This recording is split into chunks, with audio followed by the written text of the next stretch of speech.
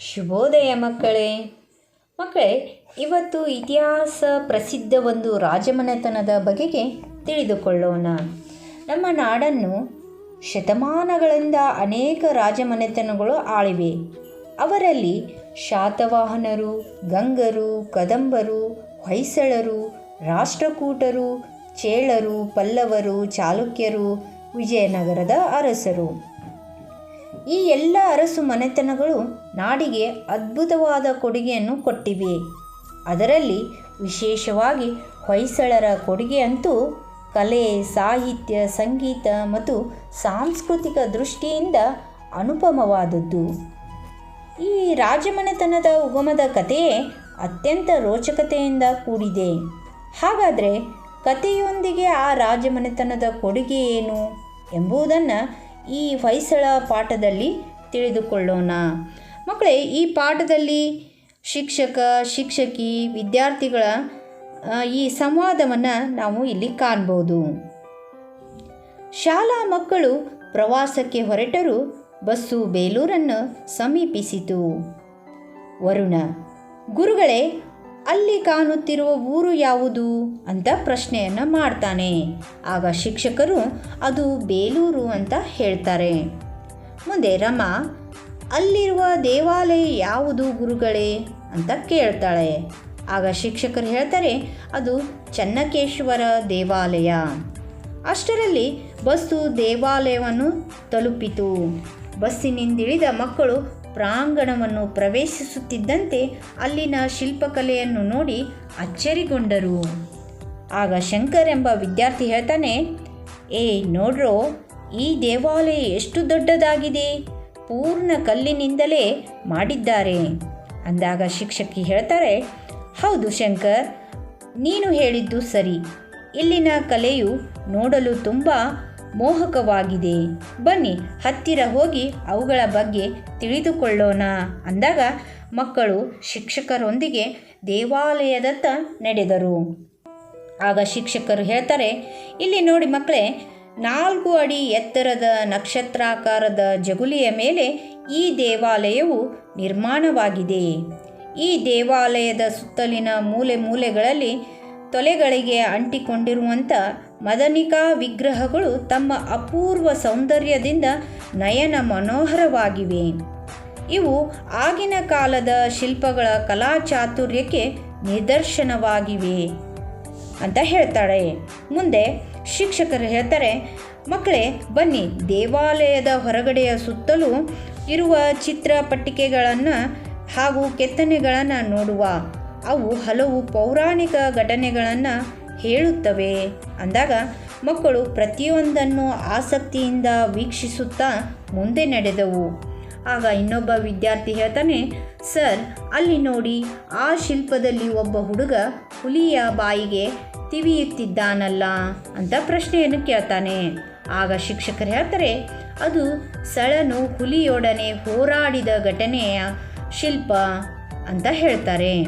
ಆಗ ಸ್ವಾತಿ ಕೇಳ್ತಾಳೆ, ಅಬ್ಬಾ, ಇದು ನಿಜವಾಗಿಯೂ ನಡೆದಿದ್ದೇ ಮೇಡಮ್ ಅಂತ ಶಿಕ್ಷಕಿಗೆ ಕೇಳಿದಾಗ ಶಿಕ್ಷಕರು ಹೇಳ್ತಾರೆ, ಹೌದು, ಇದರ ಬಗ್ಗೆ ತಿಳಿಯಲು ನಿಮಗೆ ತುಂಬ ಕುತೂಹಲವಾಗುತ್ತಿದೆ ಅಲ್ಲವೇ? ನಾನಿದರ ಬಗ್ಗೆ ತಿಳಿಸುತ್ತೇನೆ ಅಂತ ಬನ್ನಿ ಎಲ್ಲರೂ ಅಲ್ಲಿ ನೆರಳಿನಲ್ಲಿ ಕುಳಿತುಕೊಳ್ಳುವ ಅಂದಾಗ ಮಕ್ಕಳು ಸಂತೋಷದಿಂದ ಒಪ್ಪಿಗೆ ಸೂಚಿಸಿದರು. ಶಿಕ್ಷಕರು ಹೊಯ್ಸಳ ಲಾಂಛನದ ಬಗ್ಗೆ ವಿವರಿಸಿದರು. ಆಗ ಶಿಕ್ಷಕರು ಪ್ರಾರಂಭ ಮಾಡ್ತಾರೆ, ಮೂಡುಗೆರೆ ತಾಲೂಕಿನ ಅಂಗಡಿ ಎಂಬ ಹಳ್ಳಿಗೆ ಹೊಂದಿಕೊಂಡಂತೆ ಒಂದು ದೊಡ್ಡ ಅಡವಿ ಇತ್ತು. ಅದರಲ್ಲಿದ್ದ ವಾಸಂತಿ ದೇವಿಯ ಗುಡಿಯಲ್ಲಿ ಜೈನ ಗುರು ಒಬ್ಬರು ಮಕ್ಕಳಿಗೆ ಪಾಠ ಹೇಳಿಕೊಡುತ್ತಿದ್ದರು ಅಂದಾಗ ವೇಣು ಕೇಳ್ತಾನೆ, ಅಬ್ಬಾ, ಅಷ್ಟು ದೊಡ್ಡ ಕಾಡಿನಲ್ಲಿ ಮಕ್ಕಳಿಗೆ ಪಾಠ ಹೇಳಿಕೊಡುತ್ತಿದ್ದರೆ ಅಂತ ಪ್ರಶ್ನೆಯನ್ನು ಕೇಳ್ತಾನೆ. ಆಗ ಶಿಕ್ಷಕರು ಹೇಳ್ತಾರೆ, ಹೌದು, ಒಂದು ದಿನ ಗುರುಗಳು ಪಾಠ ಮಾಡುತ್ತಿರುವಾಗ ಒಂದು ಹೆಬ್ಬುಲಿಯು ಆರ್ಭಟಿಸುತ್ತಾ ಅಲ್ಲಿಗೆ ಬಂತು. ಗುಡಿಯೊಳಗಿದ್ದ ಶಿಷ್ಯರು ಹೌಹಾರಿದರು, ಹೆದರಿ ಹೊರಗಡೆ ಓಡಿದರು. ಆಗ ಶಾಲಿನಿ, ಮತ್ತೇನಾಯಿತು ಗುರುಗಳೇ ಅಂತ ಕಥೆಯನ್ನು ಮುಂದೆ ಕೇಳ್ತಾಳೆ. ಆಗ ಶಿಕ್ಷಕಿ ಹೇಳ್ತಾರೆ, ಶಿಷ್ಯರಲ್ಲಿ ಒಬ್ಬರಾದ ಸಳನು ಗುರುಗಳ ರಕ್ಷಣೆಗೆ ನಿಂತನು. ಗುರುಗಳು ಅವನ ಕೈಗೆ ಒಂದು ಕಬ್ಬಿಣದ ಸಲಾಕೆಯನ್ನು ಕೊಟ್ಟು ಹೊಯ್ಸಳ ಹೊಯ್ಸಳ ಎಂದು ಕೂಗಿ ಹೇಳಿದರು. ಆಗ ಕಲಿಯೂ ಬಲಶಾಲಿಯೂ ಆದ ಸಳನು ಸ್ವಲ್ಪವೂ ಹೆದರದೆ ಸಲಾಕೆಯಿಂದ ಹುಲಿಯನ್ನು ಮಣಿಸಿದನು. ಅನಂತರ ಆ ಸಲಾಕೆಯಿಂದ ಹುಲಿಯ ಬಾಯಲ್ಲಿ ತೂರಿಸಿ ಅದನ್ನು ಕೊಂದು ಹಾಕಿದನು. ಆಗ ದರ್ಶನ್ ಕೇಳ್ತಾನೆ, ಅಬ್ಬಾ, ಸಳನು ಎಷ್ಟು ಧೈರ್ಯಶಾಲಿ ಟೀಚರ್ ಅಂತ ಪ್ರಶ್ನೆಯನ್ನು ಕೇಳ್ತಾನೆ. ಆಗ ಶಿಕ್ಷಕರು ಹೇಳ್ತಾರೆ, ಹೌದು. ಮುಂದೆ ಸಳನು ಹುಲಿಯನ್ನು ಮಣಿಸಿದ ಸುದ್ದಿ ಗ್ರಾಮದಲ್ಲೆಲ್ಲ ಹರಡಿತು. ಜನರು ಗುಂಪಾಗಿ ಬಂದು ಬಲೆ ಸಳ ಒಳ್ಳೆಯ ಕೆಲಸ ಮಾಡಿದೆ ಎಂದು ಹೊಗಳಿದರು. ಆಗ ಸ್ಫೂರ್ತಿ, ಆಮೇಲೇನಾಯಿತು ಗುರುಗಳೇ ಅಂತ ಕೇಳ್ತಾಳೆ. ಶಿಕ್ಷಕಿ ಹೇಳ್ತಾರೆ, ಆಗ ಗುರುಗಳು, ಈ ವೀರನನ್ನು ನೀವು ನಿಮ್ಮ ದೊರೆಯನ್ನಾಗಿ ಮಾಡಿಕೊಳ್ಳಿ, ಇವನು ನಿಮ್ಮೆಲ್ಲರನ್ನು ಕಾಪಾಡುವನು ಎಂದರು. ಜನರು ಸಂತೋಷದಿಂದ ಇಂದಿನಿಂದ ಈತನೇ ನಮ್ಮ ದೊರೆ ಎಂದು ಹೇಳಿ ಜಯಕಾರ ಹಾಕಿದರು. ಸುಪ್ರೀತ್ ಕೇಳ್ತಾನೆ, ಮುಂದೆ ಅಂತ ಪ್ರಶ್ನೆಯನ್ನು ಕೇಳ್ತಾನೆ. ಆಗ ಶಿಕ್ಷಕರು ಹೇಳ್ತಾರೆ, ಮುಂದೆ ಸಳನ ದೊರೆತನದಲ್ಲಿ ರಾಜ್ಯ ಸ್ಥಾಪನೆಯಾಯಿತು. ಅವನು ಹುಲಿಯನ್ನು ಮಣಿಸಿದ ಘಟನೆಯೇ ಆ ವಂಶದ ಲಾಂಛನವಾಯಿತು. ಹಾಗೂ ಗುರುಗಳು ಹೇಳಿದ ಹೊಯ್ಸಳ ಎಂಬ ನುಡಿಯಿಂದಲೇ ಅವನ ವಂಶವು ಪ್ರಸಿದ್ಧಿಯಾಯಿತು ಅಥವಾ ಪ್ರಸಿದ್ಧವಾಯಿತು. ಆಗ ಮುಂದೆ ವರ್ಣ ಕೇಳ್ತಾನೆ, ಗುರುಗಳೇ, ಆ ಲಾಂಛನ ಇಲ್ಲಿ ಏಕೆ ಇದೆ ಅಂತ ಕೇಳ್ತಾನೆ, ಪ್ರಶ್ನೆಯನ್ನು ಮಾಡ್ತಾನೆ. ಆಗ ಶಿಕ್ಷಕಿ ಹೇಳ್ತಾರೆ, ಏಕೆಂದರೆ ಈ ದೇವಾಲಯವು ಇವನ ವಂಶದವನೇ ಆದ ವಿಷ್ಣುವರ್ಧನನಿಂದ ನಿರ್ಮಾಣವಾಯಿತು. ಆದ್ದರಿಂದ ಆ ವಂಶದ ಲಾಂಛನವನ್ನು ಇಲ್ಲಿ ಕೆತ್ತಲಾಗಿದೆ. ಇವನಲ್ಲದೆ ಈ ವಂಶದ ಅನೇಕ ರಾಜರು ಕಲೆ ಸಾಹಿತ್ಯಕ್ಕಾಗಿ ಗಣನೀಯ ಸೇವೆ ಸಲ್ಲಿಸಿದರು. ಹಲವು ಸುಂದರ ದೇವಾಲಯಗಳ ನಿರ್ಮಾಣಕ್ಕೆ ಕಾರಣರಾದರು. ಇವರಿಂದ ನಿರ್ಮಾಣಗೊಂಡ ಬೇಲೂರು, ಹಳೆಬೀಡು ಹಾಗೂ ಸೋಮನಾಥಪುರ ದೇವಾಲಯಗಳು ಪ್ರಸಿದ್ಧವಾದವು ಅಂತ ಶಿಕ್ಷಕಿ ವರ್ಣನೆಯನ್ನು ಮಾಡ್ತಾರೆ.